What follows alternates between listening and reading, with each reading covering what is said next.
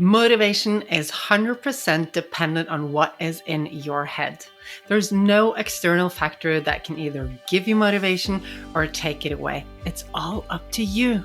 So many people say that they've lost motivation or they need to wait for their motivation to come back.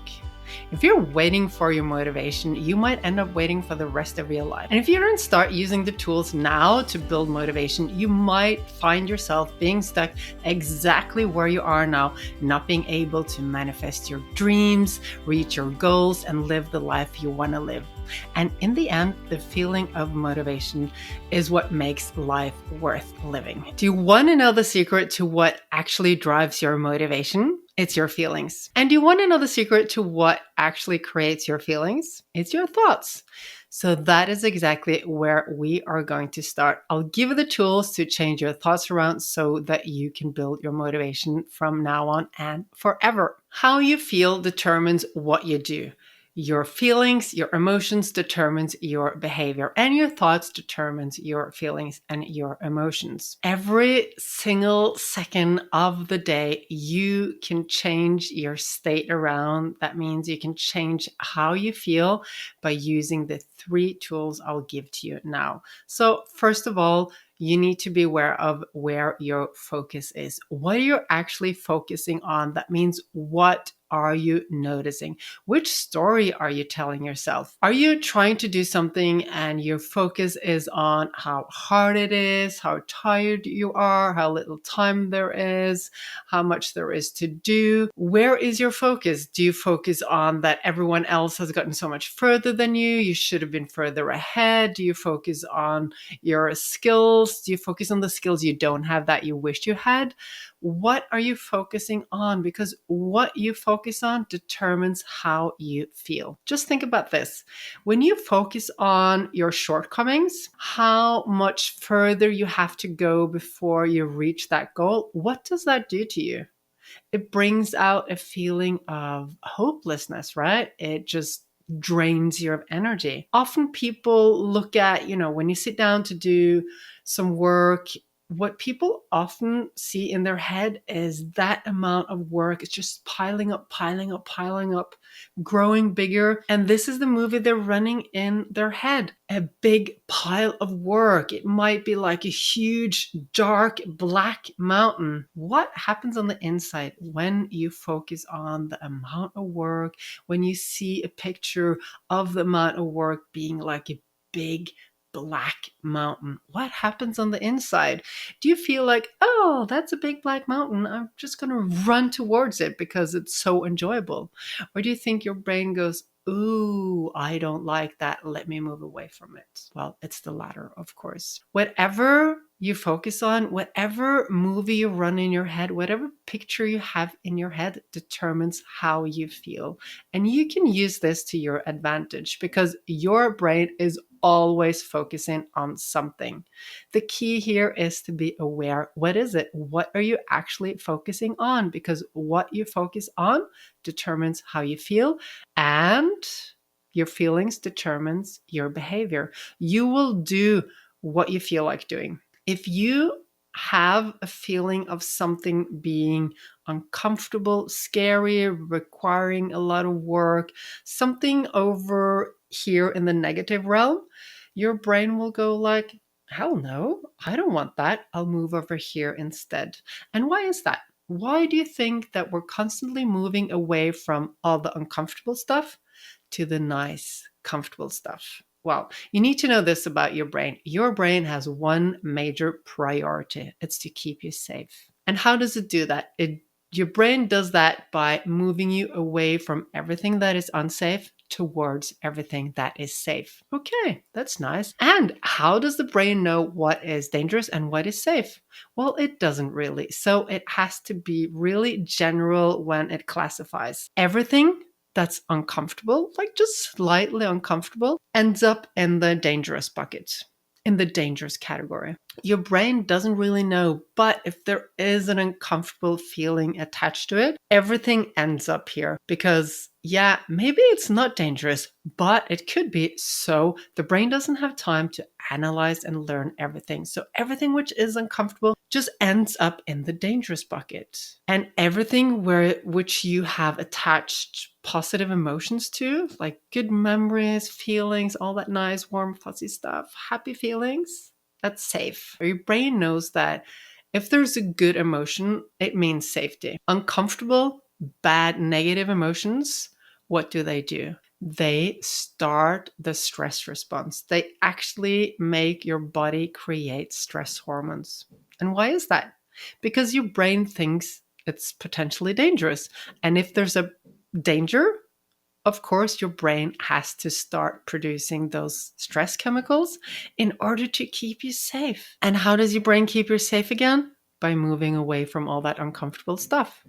Okay, so I hope you really get this because this is important. So just listen, listen, listen. Your brain is constantly moving you away from everything that is uncomfortable. All throughout the day, every second of the day, your brain is moving you away from danger and towards safety. Your brain doesn't know what is really safe and what is really dangerous. So everything which is a little bit uncomfortable goes into the dangerous bucket. Everything which is, neutral or has some nice feelings attached to it goes into the safe bucket. And your brain will do everything in order to move you towards safety all the time, 100% of the time. So what happens then? If you sit down to do some kind of work, let's say you are working on a thesis or a report, something you need to do for work, and you start thinking about all the work ahead of you, how tiring it's going to be, how much time it's going to take, and that you really want to do something else, and maybe you don't really have the skills to do it, and it's boring, and it's just like all these negative thoughts just build up. And in your mind, what is the picture you're creating in your mind? Now, what happens? The more you focus on all that stuff, the more you will create negative emotions connected to that one task, right? Are you with me? Are you getting the grasp on this? Does it sound logical? Can you see the picture? Okay, great. Because whatever you picture in your head, whatever you focus on creates an emotion. Is it positive? Your brain will go, yes, I want to do that. If it's negative, your brain will go, hell no, I'm going to move away from that.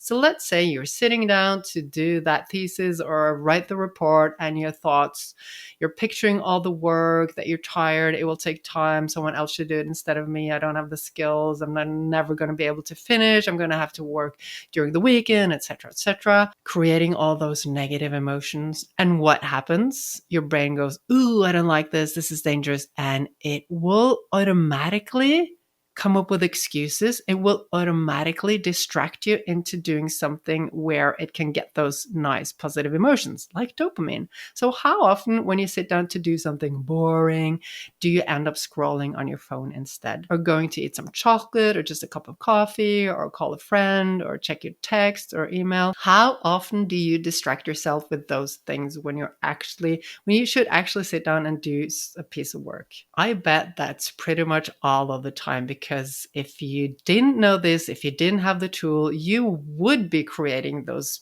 negative pictures and that really limited focus. That is where your brain goes, and it's natural because your brain wants to protect you. So it's always looking for the negative stuff. It's always looking for where could I face difficulty. And you need to remember your brain developed millions of years ago when resources were scarce. So your brain is programmed into not wanting to spend extra resources, time and energy on anything. It is programmed towards saving energy and saving time and saving resources. So when you sit down, your focus will automatically go to how boring this is, how hard it will be, how much work is required, I'm not good at this, etc., etc. I'm not going to be able to finish on time. It's natural. Your brain goes there. It's a survival thing. It's been programmed in you for millions of years. It doesn't mean that you have to continue running that program, because now that you know, you can stop it and you can change it. You just need to know that this happens automatically. And if you want to be motivated, if you want to reach your goals, if you want to get stuff done, you need to stop it and you need to change it around. So, number one, what are you focusing on? What story are you telling yourself? What picture do you have in your head? And what is your inner dialogue? What are the words you are thinking inside your head, or saying to yourself, or even saying out loud? You know, if you're sitting down to do some kind of work, like let's say the thesis and the report, you're sitting down to do this and you're just like, you're talking to a friend and you're like, oh, I have to do this and it's so boring, it's so tedious, I really don't want to do it. What feelings are you creating through those words? Yeah, it's those negative, uncomfortable feelings again. And what will your brain do? It will go, hell no, I don't want to be there. That's dangerous. Let's distract you with scrolling on the phone or eating some chocolate or whatever is your favorite strategy of distraction. So make sure that you're aware of the words going through your head and through your mouth, because they will determine how you feel. Instead of saying, I have to, I must, I should have, which are all words that create a feeling that you don't have a choice, that you're unfree, that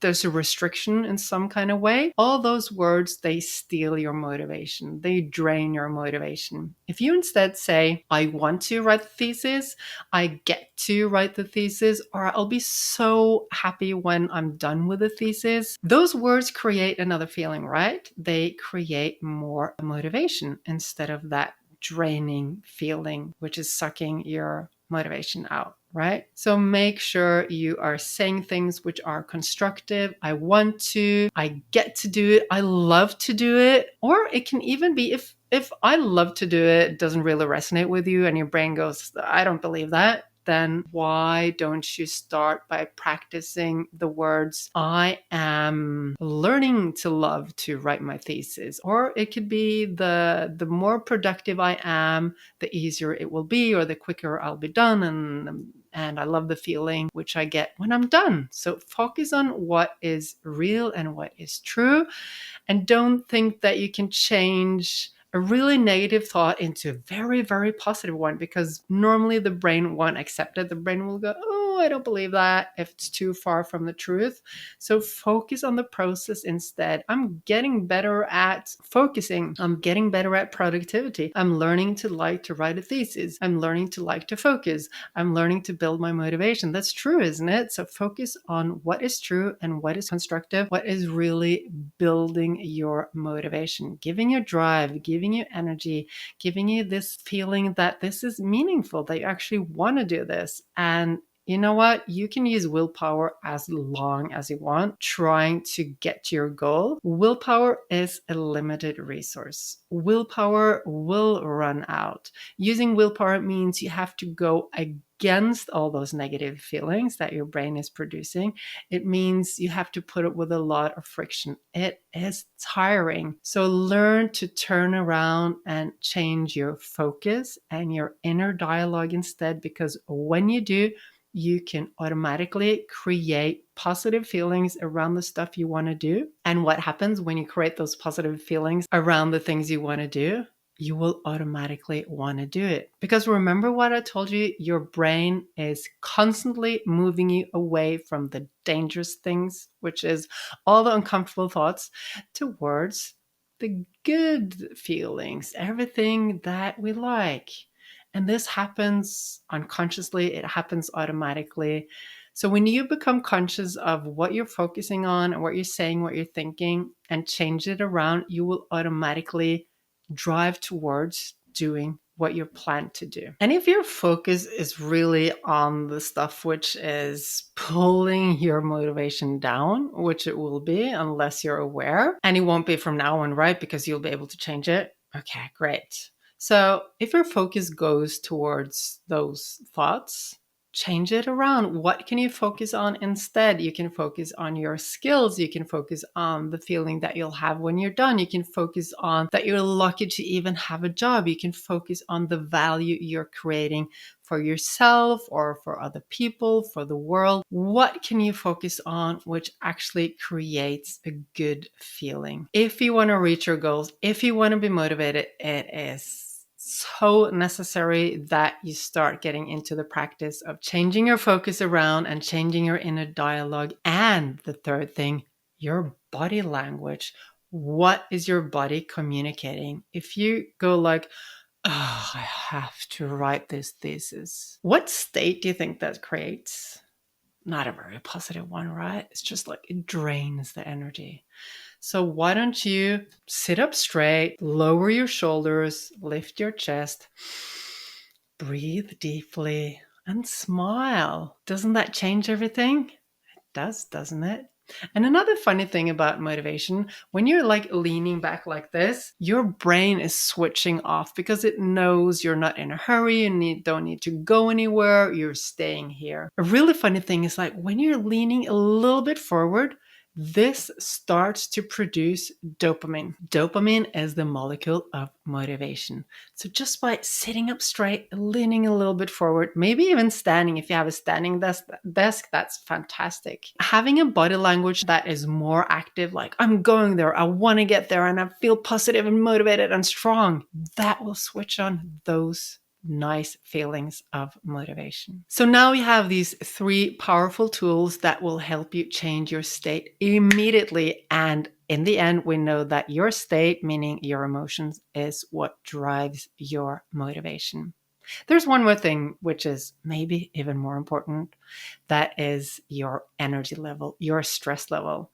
Because if you're stressed out, if you're burned out, if you're just overwhelmed all the time, this drains your energy. And in the end, it will make your thoughts darker and blacker. You will notice all the annoying stuff, everything that creates those negative feelings, because that's just the nature of it. So you need to make sure that you get enough rest, that you get enough sleep, that you take care of yourself if you want to be motivated. If you found this valuable, I'm sure you like this one too.